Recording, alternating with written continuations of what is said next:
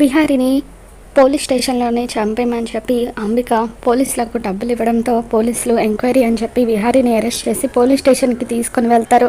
ఇక ఆ తర్వాత అక్కడ విహారిని వాళ్ళు కొడుతూ ఉంటే ఆ నొప్పులకు విహారి గట్టిగా అరుస్తూ ఉంటాడు.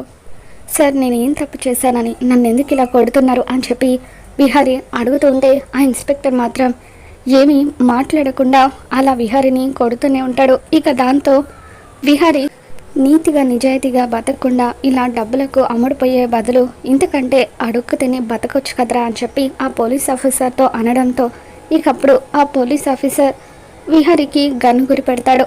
ఇక అప్పుడే కనక మహాలక్ష్మి పోలీస్ స్టేషన్కి వస్తుంది. విహారి గారు అని చెప్పి చుట్టుపక్కల అంతా కూడా వెతుకుతూ ఉంటుంది. ఆ పేరుతో ఇక్కడ ఎవరు లేరు అని చెప్పి అక్కడ ఉన్న ఒక కానిస్టేబుల్ అంటూ ఉంటుంది.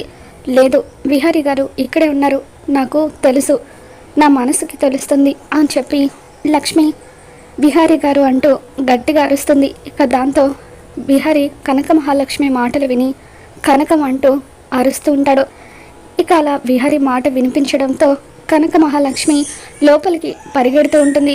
మరి మొత్తానికి విహారిని అయితే కనక మహాలక్ష్మి ఖచ్చితంగా కాపాడుతుంది. తను ఏ విధంగా కాపాడుతుందో మళ్ళీ మన ఛానల్లో తెలుసుకుందాం. ఈ వీడియో మీకు నచ్చినట్లయితే లైక్ చేయండి.